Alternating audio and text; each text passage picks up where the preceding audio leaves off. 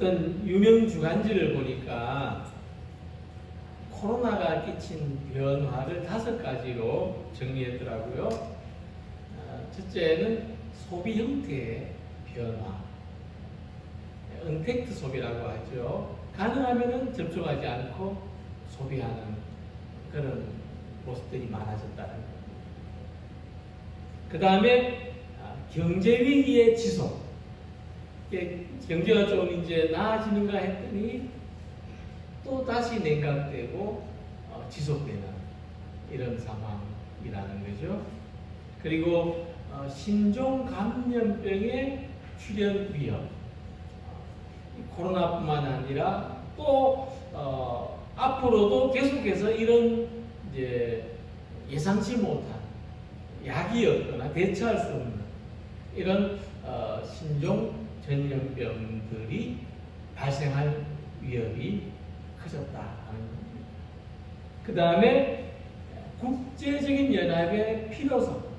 이제 각 나라가 이럴 때 막 서로 오지 말라고 단절하고 또 숨기고 공개하지 않고 이런데 실패하고 실수한 것까지도 공개해야만 나라가 나라들에게 도움이 될 수 있다 하는 이런 국제 간의 연합이 더욱 필요해졌다는 이야기입니다.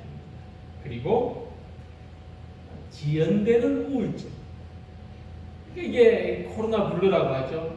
좀 의기소침하고 뭔가 이 삶이 이렇게 살아도 되는가 싶을 만큼 좀 답답하고 또 마음껏 하고 싶은 대로 못하는 이런 것 때문에 점점 이 시간들이 지연되고 길어져 가고 있다. 이런 이야기입니다. 이 5가지 주제를 통해서만 보더라도 앞으로 우리의 삶이 어떻게 변화될 것인가를 좀 예상해 볼 수 있지 않을까 생각합니다. 저는 요즘 어떤 생각을 하는가 하면은요, 이 코로나의 상황을 통해서 하나님께서는 이 세계를 앞으로 어떻게 이끌어 가실 것인가, 또 이 코로나 상황을 통해서 하나님은 우리 각자 우리 개인의 삶을 또한 어떻게 이끌어 가실 것인가,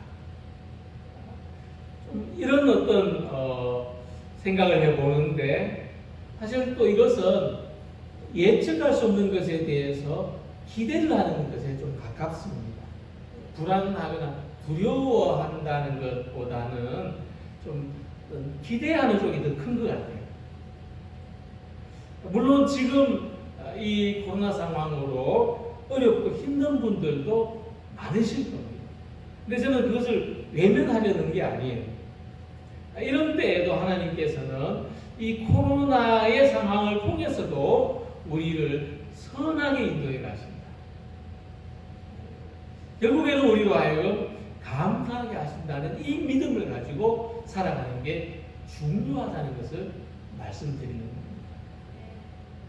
그래서 저는 지금 우리의 상황과 앞으로 다가올 미래를 좀 낙관적으로 생각하려고 합니다.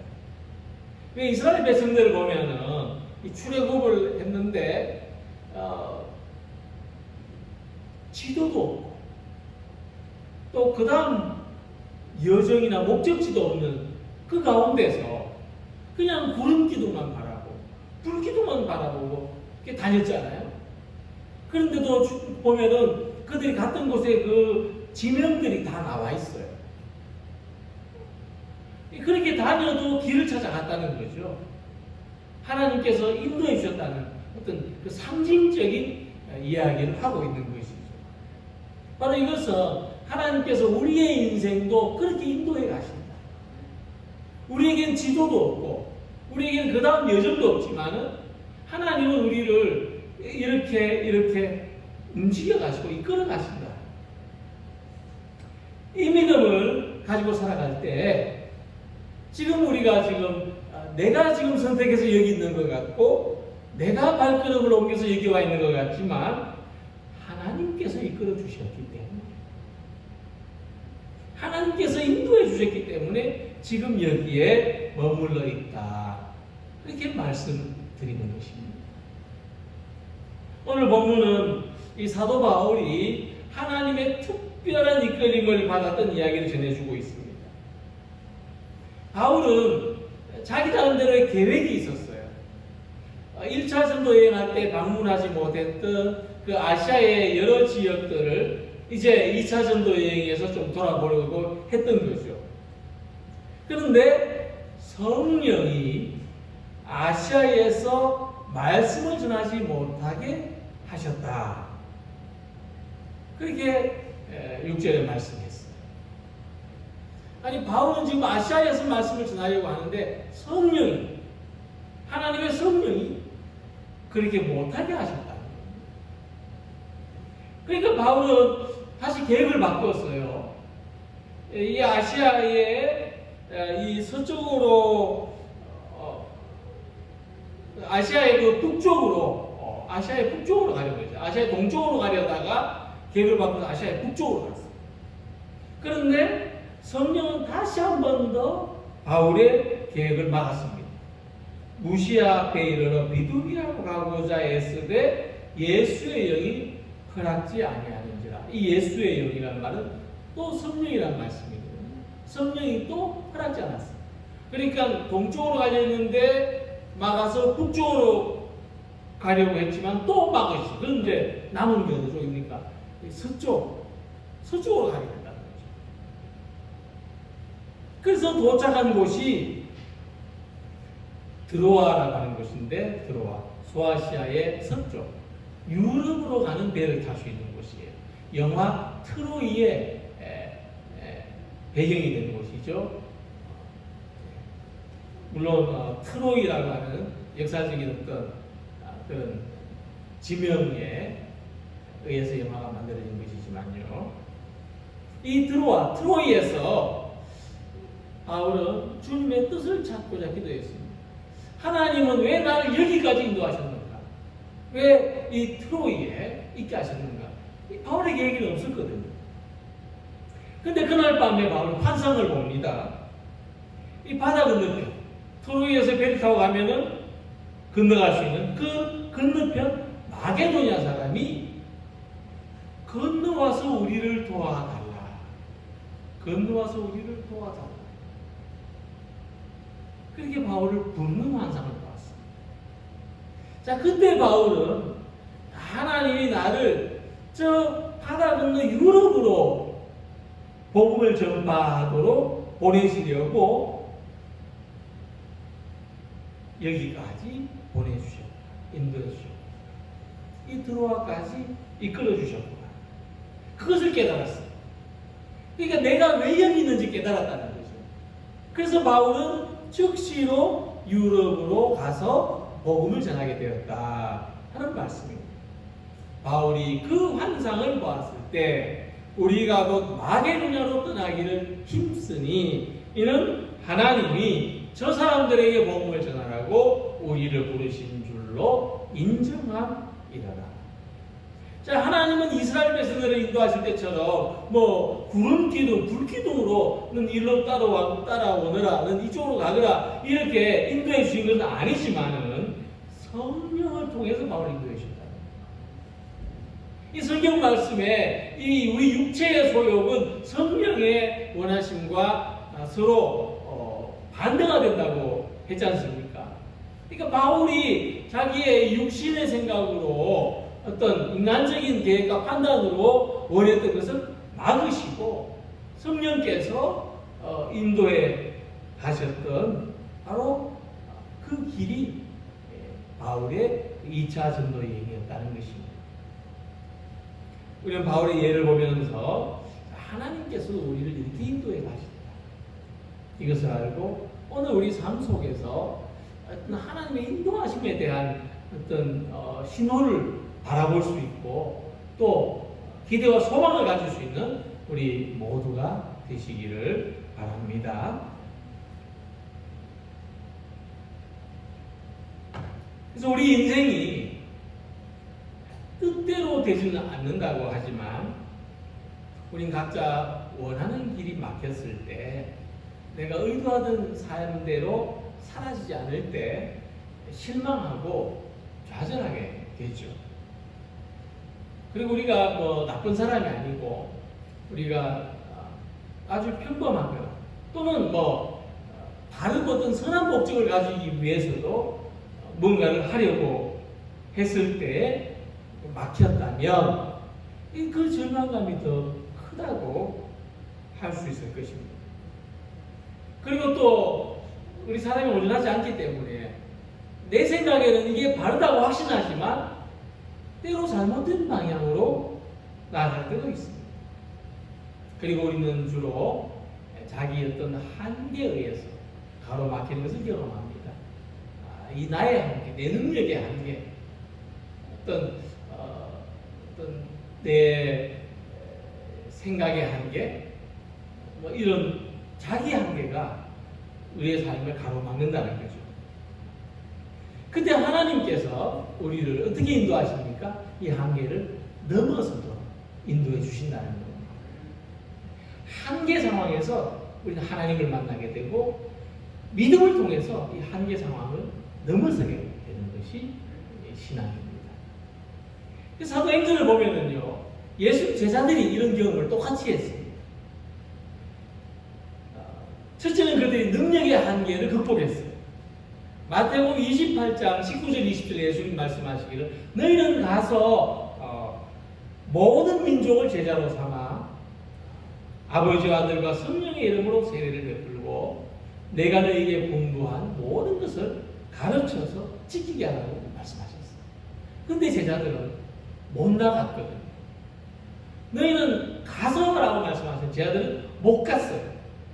다락방에 숨어서 기도할 수밖에 없었어요. 우리 너무나 예민하다. 세상은 너무나 두렵고. 그래서 그때에 성령이 임하신 거예요. 성령이 임하신 다음에 제자들이 권능을 받고 흩어져서 복음을 전하기 시작했거든요. 그것이 사도행전의 초반부에 나타나는 내용입니다. 두 번째는 경험의 한계. 자, 이렇게 복음을 전하기 시작했는데 예루살렘에 있던 예수님의 제자들은요, 여전히 예루살렘에 있었던 거죠. 빌립 같은 사람들은 에디오피아 쪽으로 막 가고 12사도가 다 흩어져서 세계로 나가기 시작했는데 여전히 예루살렘에 있던 제자, 베드로라든지 야고보 이런 사람들은 예루살렘에 있었어요. 왜? 이방인한테 복음을 전하는 게 너무 낯선 경우, 안 해본 일이거든요. 그러니까 성령께서 이번에는 베드로로 하여금 이방인 백부장 고넬료의 집으로 가도록 성령께서 특별하게 인도해 주셨어요. 베드로가 갔는데 이 고넬료가 준비된 사람이었거든요. 믿고 세례를 받았어요. 고넬료뿐만 아니라 그 집의 사람들이 다 예수를 믿고 세례받았어요. 이것을 보면서 하나님은 이방인에게도 구원의 길을 열어주셨구나. 그것을 깨닫게 된 것이죠. 경험의 한계를 넘어서게 됩니다. 그리고 세 번째는 비전의 한계에 있어요. 사도 바울은 역시 한계가 있었죠. 비전의 한계를 가지고 있었어요. 사도 바울은 아시아에서만 복음을 전했어요. 이 바다 건너 유럽의 복음을 전하고자 하는 생각은 없었어요. 그런데 하나님께서는 이 아시아에서만 전도하려고 했던 바울의 계획을 막히도록 하시고 유럽의 복음을 전하는 새로운 비전으로 인도해 주셨다고 하는 것입니다. 자, 이렇게 우리 삶을 바라보면은 우리 삶의 여정이 참 하나님의 은혜예요. 구비구비마다 하나님의 은혜라는 것을 알 수가 있어요. 살아가는 동안 우리는 내 한계 때문에 막히는 것을 경험해요. 내 능력의 한계, 내 경험의 한계, 내 비전의 한계에 막혀요. 그런데 하나님은 이 한계를 넘어서도 우리를 인도해 가신다는 거예요. 우리 한계는 하나님의 기회입니다. 우리가 자식이 내가 어떤 한계 상황에 도달했다고 생각할 때 이 하나님께서 이 한계를 어떻게 사용하실까를 기대하는 성도들이 되시길 바랍니다. 내가 어떤 한계 상황에 도달했다고 할 때 절망하거나 낙심하지 말고 하나님께서 이 한계상을 넘어서도록 기도하시고 그 하나님의 인도하심을 바라보시기 바랍니다. 그래서 우리는 우리 한계 때문에 막혀 있잖아요. 우리 힘으로는 이 한계를 넘어서는 게 불가능해요. 그러니까 우리는 하나님이 인도해 주시기를 바랄 수밖에 없는 거죠. 그래야만 우리가 하나님 손잡고 우리 모든 한계를 넘어설 수 있고 그 한계를 넘었을 때 하나님께서 인도하시고자 하는 쪽에 가 있을 수가 있는 것이거든요.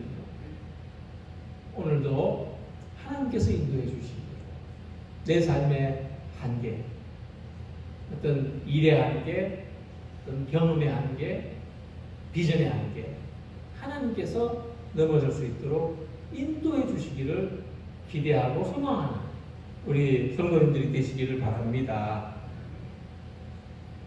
바울이 아시아에서 복음을 전하려고 했던 계획이 번번이 막혔습니다.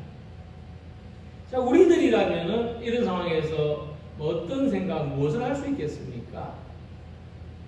좀 돌아보겠죠. 뭐가 잘못됐을까? 뭐가 문제일까? 자기 안에서 해결책을 찾아보려고 할 겁니다. 또 어떤 자기의 할 수 있는 노력으로 그 상황을 벗어나 보려고 하겠죠. 근데 자기 안에서 문제를 발견할 수 없고 어떤 자기의 어떤 노력으로 이 한계를 벗어날 수 없다면 우리는 환경을 탓하게 될 것입니다. 원망하고 절망하게 될 것이죠. 근데 오늘 함께 읽은 말씀에 아주 특별한 상황이 나타납니다. 아마도 바울은 어떤 문제일까를 생각하면서 기도하고 있을 텐데 마게도냐 사람 하나가 나타나서 건너와서 우리를 도우라는 환상을 보게 됐다는 겁니다. 그러니까 하나님은 바울에게 환상을 보여주셨어요. 환상을 보여주셨어요. 자, 이 부분에서 우리가 굉장히 어떤 기대가 생깁니다. 야, 그러면 우리도 뭔가 안 될 때 하나님 환상을 보여주시면 얼마나 좋을까? 그렇죠? 우리도 왼쪽, 오른쪽을 선택해야 될지 잘 모를 때 하나님이 다 나타나가지고 이쪽으로 오너라. 이러시면 얼마나 좋을까? 근데 이 바울이 본 환상을 보면은 사실 이렇게 우리가 이거다 할 수 없는 그런 환상이었어요. 왜냐하면 도와달라는 환상이에요. 도와달라. 그죠? 여기가 길다. 이런 어떤 가치 중립적인 어떤 그런 환상이 아니고 어떤 나한테 무슨 부담을 요구하는 그런 환상이에요. 와서 우리를 좀 도와주시오. 자, 생각해 보세요. 우리가 뭔가 막혀가지고 기도하고 있어요. 그죠?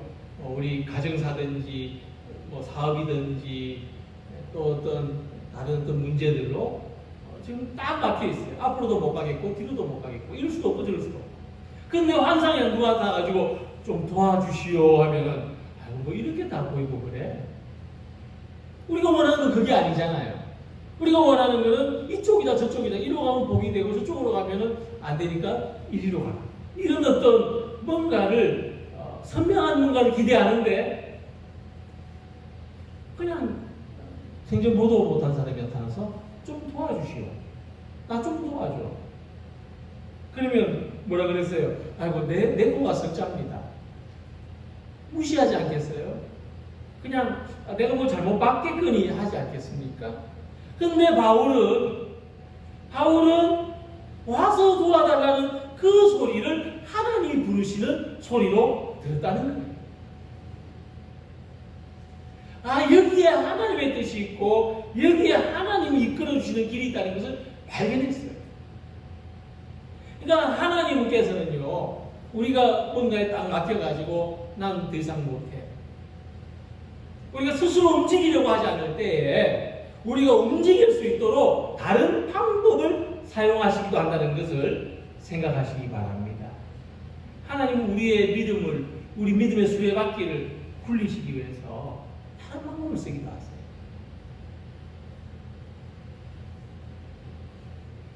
특별히 오늘 본문에서 하나님이 우리를 움직이시는 그 다른 방법은 도와달라고 부르는 소리입니다. 그래서 우리는 누가 다른 사람이 나를 좀 도와달라고 부르는 소리가 있거든. 길을 막지 말아야 돼요. 무시하지 말아야 돼요. 지나치지 말아야 돼요. 누가 나를 도와달라 하거든. 우리 그렇게 묵상하고 기도해 봐야 돼요. 혹시 하나님이 부르시는 소리는 아닐까? 근데 여기서 한 가지 주의해야 될 게 있어요. 우리가 유사가 많죠. 가짜가 많아요. 뭘 주의해야 되냐 하면은요, 다른 사람을 도와주는 일하고 내 이익하고는 관계가 없어야 돼요. 이게 분별하는 방법이에요. 자기 이익 때문에 다른 사람을 도와주러 가다 보면은 꽃 먹고 알 먹고 오잖아요. 처남 좋고 누이 좋고 뭐. 이렇게 하다 보면은 도움을 바라는 사람의 뜻과 상충돼요. 그래서 도와주는 것도 안 될 뿐만 아니라 바라는 대로 이익도 생기지 않습니다. 그래서 우리는 내 이익과 관계없이 상관없이 도와달라는 소리에 응답할 때 그 속에서 하나님이 이끌어주시는 길을 발견할 수가 있다는 거죠. 그래서 하나님을 믿는 우리들은 다른 사람의 그 영혼의 소리를 좀 들을 수 있어야 되고 영혼의 소리에 귀를 좀 기울일 수 있어야 됩니다. 누군가 나를 도와달라고 하는 것도 영혼의 소리죠. 심지어 나한테 누가 짜증을 내거나 화를 내는 것도 나를 좀 도와달라 하는 소리로 들을 수 있기를 바랍니다.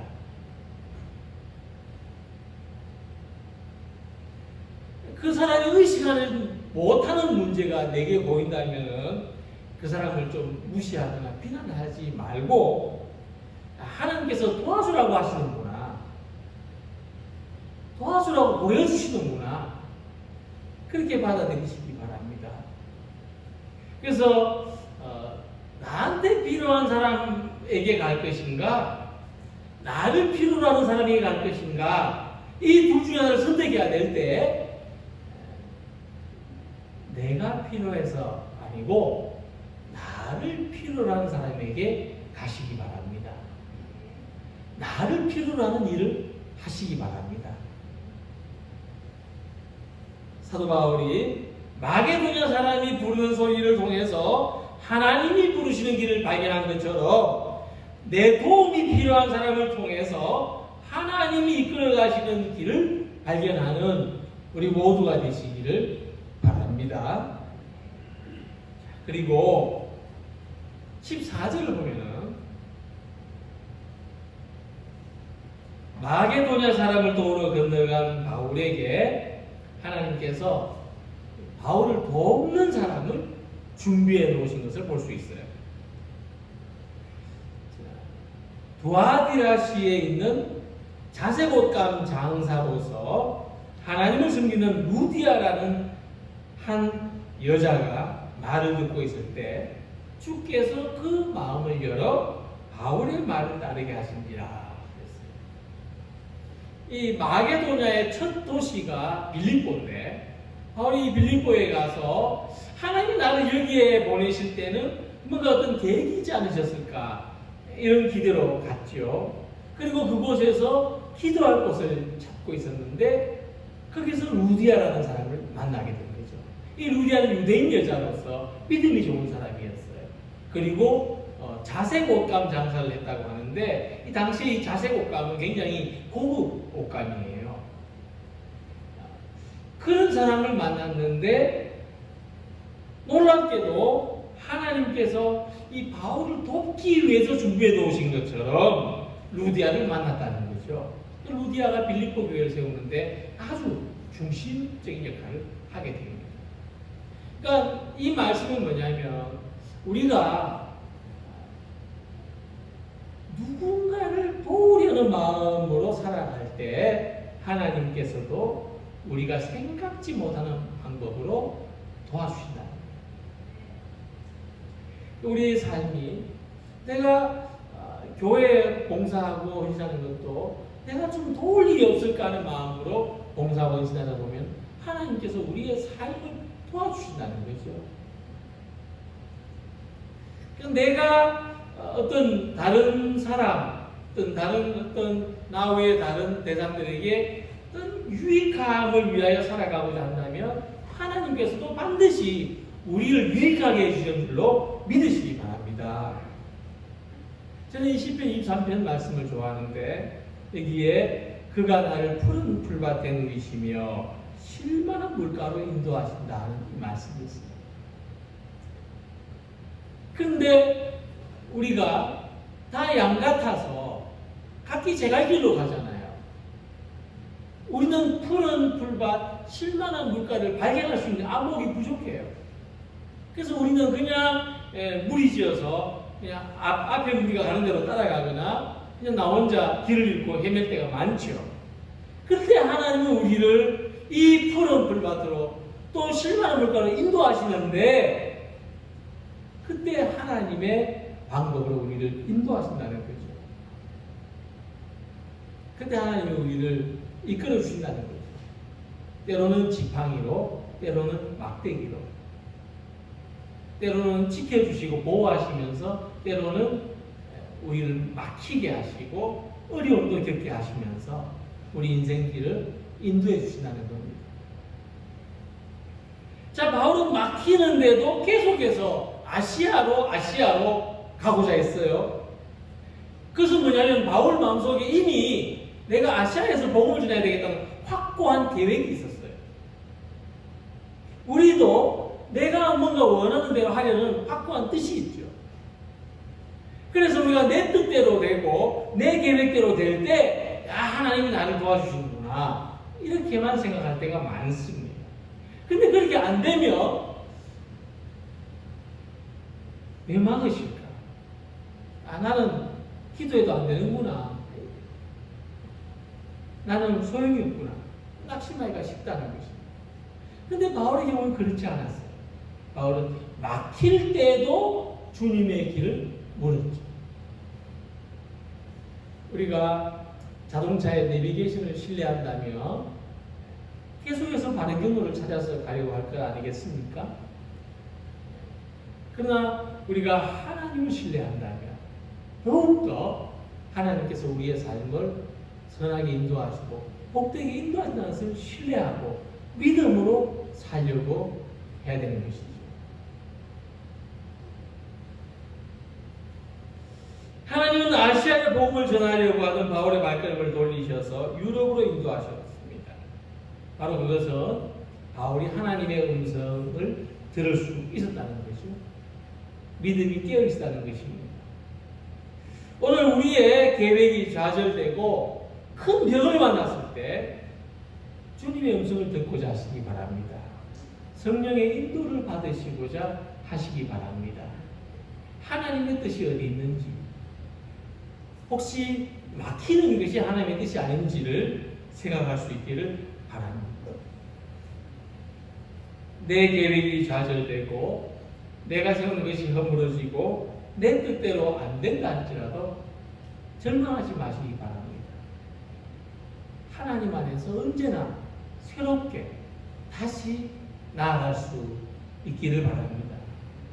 하나님은 바울의 계획을 더 크게 넓히시고 바울의 인생을 더 선한 길로 인도하시려고 아시아에서의 전도 사역을 막으셨습니다. 지금 내 뜻대로 안 되는 일이 있다면 거꾸로 이를 통해서 더 선한 길로 이끌어 주시는 하나님의 계획을 받아보실 수 있기를 바랍니다.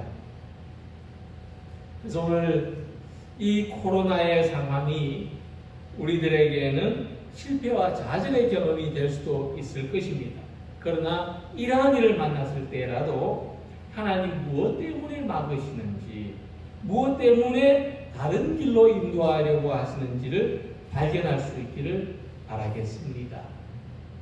특별히 오늘 어려움을 겪고 있는 우리의 삶이 있다면 나를 위하여 하나님 어떤 길을 예비해 놓으셨습니까? 기도하고 기대하시기를 바랍니다. 그것은 먼저 우리의 한계를 넘어서게 하시는 일입니다. 그리고 우리들을 더 복된 길로 인도하시는 일이고, 그리고 다른 사람이 도와달라고 부르는 소리를 들을 수 있게 하시는 길입니다. 이를 통해서 하나님은 우리의 삶을 이끌어 가십니다. 그것이 구름기둥과 불기둥이 되기를 바랍니다. 이 어렵고 힘든 상황이 우리에게 새로운 길을 열어주고 새로운 도전을 하고 새로운 은혜를 경험함으로 살아가는 우리 모두가 되시기를 주님의 이름으로 기원합니다. 기도드리겠습니다.